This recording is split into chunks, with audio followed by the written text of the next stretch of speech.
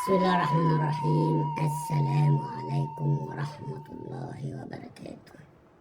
ربنا ينكد عليك يا كولر زي ما نكدت على كل جماهير مصر، وتحديدا جماهير النادي الأهلي اللي كانت ضامنة واثقة إن هتاخد البطولة رقم 155 في قطر وهترفع الكاس، وماتش سهل ومفيش اسهل من كده، وحضرتك مريح قبلها باسبوع ومرضوش يلعبوك ماتش انبي اللي هو كان في كاس الرابطة، وبنريحك اخر راحة، وانت للاسف مدرب على باب الله وقليل قوي. هنعمل لك ايه تاني؟ استاد مليان. كابتن محمود الخطيب رئيس بعثة، كل اللعيبة جاهزة، مفيش الا مصطفى شوبير بس، وكله متحفز ان هو يكسب. بس تشكيلك السيء من بداية المباراة هو السبب النهاردة في خسارتك. وخلي بالك انت خسرت بضربات ترجيح، محدش يقول لك ده خسر بضربات ترجيح، لا، انت خسرت بضربات الترجيح. وكنت بعد ضربات الترجيح اول ضربة اتصدت وتاني ضربة اتصدت، وبعد كده يتقلب الموضوع كله كده، يبقى الموضوع انت مش عادل، في حاجة غلط. انت كل مرة بتكسب بالصدفة، حكم، فار، مخرج، معرفش ايه. طب النهارده مالكش حجة. بطولة الاستاد كله مليان جماهير اهلي، ده احنا ما شفناش حد منهم، ما شفناش 5 6 من فريق باتشوكا، ما شفناش. يعني باتشوكا النهارده المفروض يبقى له اقل حاجه نقول 2000 مشجع، مفيش. انت الاستاد كله احمر، الاستاد كله جماهير الاهلي، دي رقم واحد. رقم 2، رايح قبليها من يوم الاربع وقعدت في الماتش بتاعهم واتفرجت عليهم، والنهارده هم مش قادرين يشيلوا رجلهم من الدقيقه 15 من الشوط الثاني. وانت فين؟ وانت مستريح ماتش انبي بتاع الكونفدراليه. لا، اصل انا رايح اجيب بطوله وبشرف مصر والكلام ده. طب ما شرفتش مصر ليه؟ ده انت عكننت علينا النهارده يا راجل، يا راجل. ومحدش يقول لي لعيب ضيع ولعيب ما ضيعش، في ظلم. وربنا خسرت النهارده دي تاكد لكم ان في ظلم في التشكيل والمعامله واللعيبه. يعني ايه امام عاشور يلعب 138 دقيقه؟ يعني ايه؟ انتاجه ايه؟ انت بتطلع حسين الشحات ده، والله اول ما طلع قلت الاهلي هيخسر. مهما كان حسين الشحات سيء، عمره ما هيبقى سيء زي امام عاشور ولا طاهر محمد طاهر. طاهر محمد طاهر شوط اولاني، بعد كده الشوط الثاني لازم يخرج. عندك رضا سليم، ما انت لعبته الماتش اللي فات. عندك بيرسي تاو لما نزل، لما يكون بيرسي تاو وحسين الشحات هتجيب جون في اي وقت. اما يكون وسام وابو علي او كهربا هتجيب جون في اي وقت. انما انت بتلعب باتنين ديفندرات. طب مين اللي هيلعب الفرقه؟ فين قفشه؟ فين قفشه؟ فانت النهارده كل اللي يحصل كله لعب عشوائي ولعب بالامكانيات الفرديه. لو ما كانش حسين فايق يبقى الفرقه مش فايقه، لو ما كانش بيرسي تاو موجود يبقى ما فيش خطوره، لو طاهر مش موفق وجاب له جون في اول الشوط الاولاني خلاص الموضوع فلت منه. فانت عندك رضا سليم وجايبه بدولارات، ولا الدولارات دي حرام؟ يعني فلوس الناس دي حرام. وبعدين عندك اشرف داري وعندك يوسف ايمن. الناس دي هنشوفها امتى؟ يعني الناس دي هنشوفها امتى؟ يعني 3 بطولات اتلعبوا، خسرت 2 وكسبت 1. انت ما كسبتش، انت عديت دور بس، هنقول كسبت 1 اللي هي بتاعت اللي هو السوبر المصري، وخسرت نهائي السوبر الافريقي، وخسرت النهارده زي ماتش العين بالظبط، واخد بالك؟ وعندك الدوري شغال ما شفناهمش، عندك كاس بطوله دوري الابطال الافريقي ما شفناهمش. فانت كان المفروض ان انت الماتش اللي فات ده تلاعب الناس دي عشان يبقى عندك النهارده كوادر قاعده. عندك ناس يوسف ايمن، اشرف داري، يبقى عندك احمد كوكا، يبقى عندك مش عارف الدبيس، يبقى عندك حمزه علاء، يبقى عندك مش عارف كهربا، يبقى عندك الناشئ الصغير اللي انت بتحطه دوت اللي انت بتحرقه ده. يعني الماتشات اللي هي بتاع كاس الرابطه دي حط الناس دي، وكنت قبل ما تمشي اطمنت على 3 4 لعيبه تحطهم النهارده يبقوا كوادر ليك قاعدين معاك على الدكه متقلين لك الدكه. انما انت للاسف ويقول لك الروتيشن اللي بيعمله والمصحف ولا عارف يعني ايه روتيشن ولا عارف يعني ايه تغييرات ولا عارف. ده النهارده حسين الشحات ماشي مش موفق النهارده زي كل الماتشات، ولكن هو اخطر واحد في الملعب، انت بتشده. وبعدين امام عاشور فين طول ال 138 دقيقه؟ فين؟ انا مش عارف يعني. عالة على الفرقه، ورغم كده لما نيجي نتكلم ونقول امام يقول لك لا اصل انت متضايق منه عشان قال والله ما قال ولا عمره هيقول، لان اصلا هو كان متسلط وهو ندم يعني ندم عمره عشان ان هو طلع قال البقين دول. ولما قال البقين دولت انا اللي ماشي في الطريق وهو اللي عمال يقع، وانا بقول بما يرضي الله بما يرضي الله. انا بتكلم عليه فنيا، سيبك من الحاجات اللي بره واللي هو قالها والكلام ده. بس احنا اللي لساننا حاضر، احنا اللي موجودين على طول كل ماتش. هو مش هيبقى طول ال 30 ماتش بتوع الدوري ولا ال 34 ماتش بتوع الدوري، ده غير ماتشات افريقيا وغير ماتشات كاس مصر وغير ماتشات السوبر وغير البطولات اللي هي ديت، ان هو هيبقى ماشي زي الصاروخ. بس هو مش ابو تريكه عشان يعمل ماتشين حلوين وبعد كده 3 4 ماتشات يبقى عادي. لا، ده ما عملش حاجه خالص، والناس كبرت دماغه وخلته بقى ان هو ابو تريكه الجديد والكلام ده. نفخوا فيه، ضيعوا الميزه اللي عنده اللي هي النهارده. يمكن في فترات كان بيرجع يدافع على استحياء. هو ده تحس ان هو ده امام عاشور اللي هو كان في الزمالك لما بيرجع يدافع، انما في الحته الهجوميه ملوش اي تواجد. على فرقه النادي الاهلي برضه مش هكتر فيه عشان خلاص الله يكون في عونه ونسيبه بقى من المشاكل اللي هو فيها. ده غير الحاجات الفنيه، الحاجات اللي بره الملعب كمان احنا مش هنتكلم عليه كتير. بس هنمسك كولر بقى. يا عم كولر، انت لما ما بداتش ليه النهارده برضا سليم وقفشه في نص الملعب؟ كنت كسبت المباراه. ده فرقه لعبه اول امبارح يوم الاربع هلكانه في الماتش اللي هي كسبته 3-0. فانت المفروض النهارده وقاعد وجاي بدري وقاعد بتتفرج عليها في المدرج. قول لي بقى انت بتكتب ايه؟ قول لي بقى حضرتك لما انت كنت قاعد بتكتب كنت بتكتب ايه؟ عالجت ايه؟ والمصحف فرقه مش قادره تشيل رجليها. والله طلائع الجيش اقوى منها، البنك الاهلي اقوى منها، اي فرقه في مصر اقوى منها. وخلي بالك بنقول الكلام ده الناس تطلع تقول لك اللجان، مش الناس جمهور الاهلي المحترم فاهم جدا كلامي وبيأيدني. احنا بنتكلم على اللجان اللي ودت الخطيب وودت النادي الاهلي في داهيه. ان لما حد يطلع يقول ان لازم تشوفوا الراجل ده يطلعوا يهاجموه فالراجل يخاف ويكش، انا ما بخافش ولا ببكش ولا اعمل لهم اصلا اي قيمه، لان دول مقبورين. دول لجان مش حابين النادي الاهلي ولا مصلحه النادي الاهلي، مع ان المفروض يسمعوا من المحللين اللي هم بيحللوا عشان يعرفوا ان الراجل دوت قليل وما يمسكش النادي الاهلي.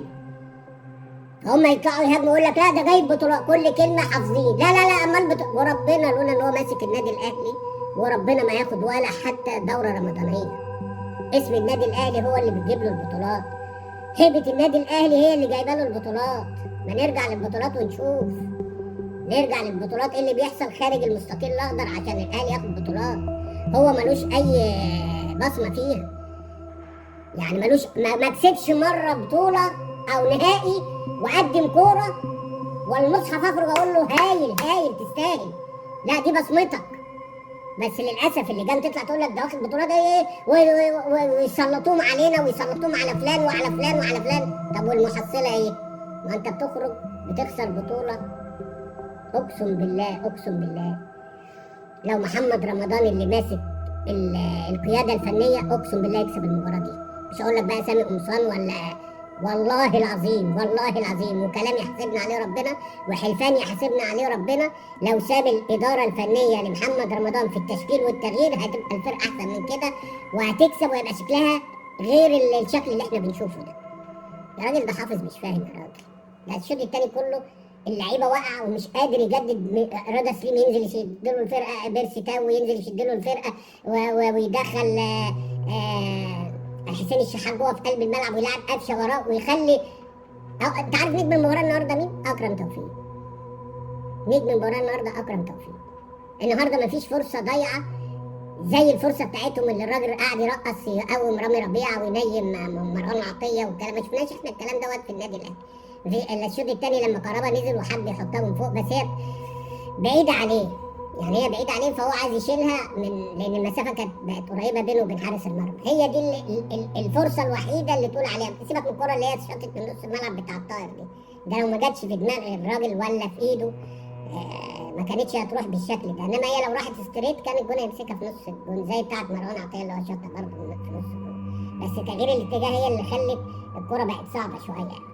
بس انما الاهلي ما بيلعبش كوره والله العظيم. الاهلي ما فيش ايجابيه غير لما بيكون حسين الشحات فايق، غير لما يكون بيرسي تاو فايق، غير لما قفشه بينزل وبيلعبك من البدايه. انما انا ما اعرفش يعني انت النهارده ظلمت النادي الاهلي وجماهيره في بدأت بطاهر وبامام عاشور. هم دولت اللي كانوا الخلل طول الشوط الاولاني. لو حد مكانهم طول الشوط الاولاني الاهلي كان كسب. بس ربنا مش رايد ان هو يكسب عشان في ظلم. في ظلم سواء بقى من الاداره سواء من المدرب. يعني انت مثلا واحد يتوقف اسبوع تيجي بعد 3 ايام وبعدين تيجي الماتش اللي بعديه تلعبه على طول على قفش. ايه ده؟ ايه ده يا جدعان؟ ده في ايه؟ ربنا ما بيحبش الظلم، والله ربنا ما بيحبش الظلم. هو سابها لك في الماتش بتاع افريقيا والماتش مش عارف بتاع الدوري بتاع البنك الاهلي، وسابها لك في الماتش اللي هو بتاع الاتحاد. بس مش هسيبها لك في بطوله زي دي. في بطوله زي دي فرقه بتلعب على قد امكانياتها وماسكه النادي الاهلي. انا اقول لك اللي اسمه اشرف البرديسي ده ولا الادريسي ده هو دوت اللي بيلعب النادي الاهلي لوحده. هو ده اللي كان عامل الخطوره. واحده اللي هو شاطها وجت في رجل الراجل والراجل قام جاي مكملها حتى فوق العارضه، والثانيه اللي قام جاي برده مرقص وقام جاي شايطها. لو في الجون كان الجون اللي هو الشناوي يعني طار، بس طبعا هي كانت بره. بس فانت يعني فين بقى حضرتك رايح بدري وقعدت تتفرج في الملعب وشفت الفرقه وشفت امكانياتها؟ فين حضرتك بقى الكتابه اللي انت بتقعد تكتبها دي عشان نشوف نقول ان الراجل ده عبقري وبيقعد يكتب نقط الضعف ونقاط القوه وكل الكلام ده؟ مش حاجه. نرجع مرجعنا ونقول ان ربك ما بيسيبش. هو سابها لك في ماتش الاتحاد ثم الماتشين بتوع افريقيا ثم بعد كده الماتش بتاع البنك الاهلي ثم الماتش بتاع افريقيا الاخير ثم جه النهارده وصدمك صدمه العمر. جماهير الاهلي النهارده اقسم بالله انا حاسس بيهم سواء اللي في الاستاد هناك في قطر او اللي هم هنا في مصر. ربك سبحانه وتعالى ضربتين جزاء يضيعوا يا مؤمن. ضربتين جزاء يضيعوا وبعد كده يخش كهربا يضيع، بعد كده يخش عمر. مش هم اللي اثروا، ده هو ربنا اللي رايد عشان يعرفك ان في ظلم سواء من الاداره في حته القرارات اللي رجعوا فيها او ان الراجل ده بيحب ويكره وبيلاعب لعيبه غصب عن لعيبه وبيحب لعيبه عن لعيبه. فعشان كده اوضه اللبس بايظه. واتفرج النهارده بعد الكلام ده، وانا قلت لكم قبل كده قلت لكم ان ده المدرب ده مش هيكمل كاس العالم لو الموضوع مشي طبيعي. ادي اول القصيده كفر، اول بطوله بيخسرها. هل بقى لما يرجع الدوري وهو بيتعادل مع البنك الاهلي في الماتشات بقى اللي جايه يعني هيتعادل وهيخسر، هل انه هيمشي؟ اكيد هيمشي لان الجمهور بقى هنا. الجمهور بقى له سنتين من قبل كاس العالم للانديه السنه اللي فاتت وهو مخنوق. بس الاونطه واللجان والمحللين ويطلع لي معرفش ايه يقول لك ده بيحتفلوا كده وبيحتفلوا كده وكولر والتغييرات وكولر والروتيشن اللي بيعملوا اقسم بالله ما تعمل حاجه. وربك اهو بيكشفوا لجماهير الاهلي كلها ان هو ابيض يا ورد. ابيض يا ورد مش احمر كمان، ده ابيض. يعني مش ورد ابيض احمر، لا ده ورد ابيض كمان عشان تعرف ان هو مفلس فنيا. بس هي هيبه النادي الاهلي هي اللي بتخليه كان ماشي الفتره اللي فاتت دي وبيكسب والكلام ده. هو انما ككوره نو، فنيات نو، بدني نو، نفسيه نو، ذهني نو، كله فلس. يعني الحاجات اللي انا قلت لك عليها دول كله فلس. مفيش حاجه بيتميز بيها. لا بيعرف يعمل لعيبه كويس، لا عنده فنيات عاليه، لا بيعرف يسيطر. سيبك بقى من الاونطه دي، سيبك من الاونطه بتاعتهم بقى اللي يقول لك ايه ده في اوضه اللبس وهو بيقول ما بيقولش، واخد بالك؟ وما شفناش لعب النادي الاهلي لعب شركات. يمسك 2 ديفندرات وخلاص، واحد اسمه اكرم توفيق يموت نفسه ويبوظ لك لعب الفرقه الثانيه والراجل اللي قاعد على الخط اللي هو قفشه اللي المفروض بيلعبك وبيعمل لك الشكل بيبقى هو اللي بيجيب الاجوان وبيعمل الاجوان، انت مقعده لواحد اصلا بيشحت كوره، واخد بالك، لان البدني بتاعه ضايع، والنهارده اول مره يلعب 138 دقيقه. قول لي انتاجه ايه؟ حتى الشوط الاولاني وهو واقف على رجله بيشوط كوره قد كده، بيشوط كوره قد كده، وكل كوره يقع ويمثل والحكم يلحقه والحكم يلحقه والحكم يلحقه. والله العظيم انا زعلان، والله العظيم انا زعلان ومتضايق، لان بطوله يعني احنا قاعدين عمالين نقول ثلاثه، وبجد اقسم بالله العظيم انا كنت بقول الاهلي هيكسبها. انا لما اتفرجت على الماتش اللي فات قلت والمصحف الاهلي هيكسبها 2-3 مع الرأفه، مع الرأفه. بس اللي وصلك انك تلعب ضربات ترجيح هو المدرب اللي هو ابيض يا ورد ده. وكويس ان انت لو في واحده بين الثلاث خشبات كان الجول ما كنتش هتعرف تتعادل. يا جدعان النادي الاهلي كانت ميزته ال 90 دقيقه، ده سلب منه الحته، ضيع منه الحته الشخصيه اللي هي بتاعت النادي الاهلي، اللي هو كان الحكم يقول لك يرفع بقى بعد 90 دقيقه ل5 دقائق او 4 دقائق او 7 دقائق. ده ماتش جديد النادي الاهلي بيكسبه، ده من يوم ما جه ما شفناش الكلام ده. ده ممكن يتعادل في ال7 دقائق دولت، هيخسر في ال7 دقائق دول. دي اول حاجه تضيع شخصيه النادي الاهلي فيها. كره النادي الاهلي اللي هي فيها الحماس والضغط والكلام، ما فيهاش فنيات كتيره، بس بيحسسك وانت قاعد لا الاهلي هيكسب في اي وقت. لا الروح دي النادي الاهلي يكسب بيها. دلوقتي مفيش لا روح ولا قطع الروح، قطع حته الروح دي خالص. بقى دلوقتي بقى في لعيبه سلبيه بتلعب وعادي ومفيش مشكله. لعيبه النادي الاهلي لما كانت بتتعادل ماتش كانت بتخش تصوت في الاوضه وتيجي الماتش اللي بعديها تاكل الفرق. دلوقتي بتخسر وتتعادل وعادي، الموضوع عادي، لان هو مدرب جاي عشان عارف ان في ناس ثانيه بتشيل الحمل عنه. عارفين يعني ايه بتشيل الحمل عنه؟ يعني في حكام، في فار، في مخرج، في هو اللي مخلينه لغايه دلوقتي مكمل وعمره طال في النادي الاهلي. الحاجات العوامل المساعده دي، انما هو فنيا ضعيف، والله العظيم ضعيف. هقول لكم حاجه، يمشي من النادي الاهلي ويروح يمسك بيراميدز لو حقق النتائج اللي بيحققها دي. لان بص الاهلي والزمالك جماهيرهم دي بتكسب اي حد، هو مش عارف يستغل النقطه دي. يعني النهارده مثلا الجمهور في الاستاد مقفل الاستاد، حاجه تفرح، الجمهور يفرح، ورغم كده هو مش عارف يستغل الكلام ده لان هو فاضي. هنا دي فاضيه، دي هنا حافظ. يعني انا بحب بقى امام عاشور، وبحب اسامه ابو علي لازم يلعب، وبحب الشناوي لازم يلعب، وبحب رامي ربيعه لازم يلعب. الكوره مش كده يا جدعان، والله العظيم الكوره متاهه. حته الحب دي مساهه. عامل الناس نفسيا كويس قوي ال 30 لعيب اللي عندي، ولكن كله سواسيه، كله سواسيه. يعني انا يعني تاكيدا لكلامي ده ان قفشه بعد الحاجات اللي هو بيتعثر فيها وينزل قفشه، وقفشه يكسبه المفروض يبقى اكتر واحد بيحبه قفشه او كهربا اللي كانوا بيكسبوه مخلينه قاعد لغايه دلوقتي، ولكن هو ما بيحبهمش لان هو مش داري حاجه، هو مش عارف حاجه. هو شيء، هو الزار بيقعد كمان، هو تلاقيه له موقع على السوشيال ميديا، فبيقعد بقى هات وخد والكلام ويشوف السوشيال ميديا وامام ومش عارف ايه وايه. فهو تلاقيه بقى بتاع السوشيال ميديا مش بتاع الفنيات بتاعت الملعب والرؤيه، اللي هو مدير فني محنك، مفيش الكلام ده. الله يرحم ايامك يا فايلر كان بقى بيكسب الكلام دوت في اول 10 دقائق 2 و3، وبعد كده بقى يلعب بقى الفرقه ايه ويغير ويعمل بقى. ده اللي كان روتيشن بجد، ده اللي خلى رمضان صبحي في الوقت دوت اللي ما كانش بيعرف يجيب جون بقى يهدف. ده اللي خلى اجاييه بقى في السما. اجاييه ده كان من اللعيبه المحترفه اللي هي مش هتيجي تاني ولا هتتكرر في النادي الاهلي. ورجعوا للماتشات، اجاييه ده كان فتره من فترات بيلعب الزمالك لوحده، بس هو جابوا لنا برضه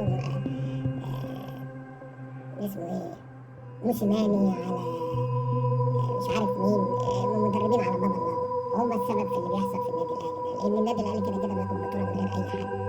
فهم امام محمد يوسف خد بطوله دوري الابطال وخد الدوري وخد الكاس، ولو قعد تاني كان خد. هو ده بامكانيات اي محمد يوسف ولا بامكانيات النادي الاهلي واسم النادي الاهلي وتاريخ النادي الاهلي وهيبه النادي الاهلي؟ انا اقول لك والله العظيم لو محمد رمضان هكررها، لو هو النهارده بيدير مباراه النهارده الماتش ده كان خلص اقل حاجه 2-0 او 3-0. الله يعكنن عليك يا كوره، زي ما عكننت علينا وعلى جماهير النادي الاهلي اللي هي كانت متوقعه. زي ماتش على فكره برضو السوبر الافريقي، كله كان رايح وعارف ان الاهلي كسبان 3-4-5 وعامل لي مؤتمر دلوقتي. والنبي قوم روح يا عم، عامل مؤتمر على يا عم؟ قوم روح اجري. مؤتمر ايه؟ هتقول على خيبتك بقى في المؤتمر ولا ايه؟ هتقول ايه يعني؟ فرقه لعبه اول امبارح ومش قادره تشيل رجليها، هتكسبها امتى؟ وانت بسلامتك بقالك اسبوع مريح وجاي فريش وجاي يوم الاربعاء، عشان ما تقولش ده انا جاي امبارح من السفر والطياره والزنقه ومش عارف تكسب فرقه زي دي. والله العظيم البنك الاهلي اقوى منها، والله العظيم طلائع الجيش اقوى منها. عشان لما اقول لكم الدوري المصري اقوى من الفرقه دي محدش بيتقعدوا يتريقوا عليا. انا بقى اللي هتريق عليكم. اهو فرقه اقسم بالله بتشحت كوره وبتطلعك وهتروح تلعب ريال مدريد. اللي انت عمال تقول انا كتفي بكتف ريال مدريد. منك لله يا كولر، منك لله يا كولر، منك لله يا كولر. وربنا ما بيحبش الظلم. النهارده الهزيمه وانت الفرقه مضيعه ضربتين جزاء، ده درس ودرس عشان ترجع يا كابتن محمود يا خطيب يا كابتن محمد يا رمضان تعيد الانضباط، لان في ظلم. انت خسرت النهارده عشان ربنا يوري لك الظلم اللي انت عملته. لعيبه مش عايز توقفها، لعيبه بتشيلها غرامات، لعيبه بتسهر وانت عارف الكلام ده، وفي لعيبه ملتزمه ما بتلعبهاش. فربك ما بيسيبش، وعشان كده تستاهل الهزيمه النهارده. برغم ان انا صعبان عليا، بس انا بقول لك تستاهل، لان ربنا مش رايد لك ان انت تكسب عشان يبين العوار اللي عندك، واخد بالك؟ ان شاء الله اشوفكم بقى في ماتش بكره باذن الله، ماتش الزمالك والمصري، ونبقى التقيكم على خير باذن الله اذا كان في العمر بقيه. سلام عليكم.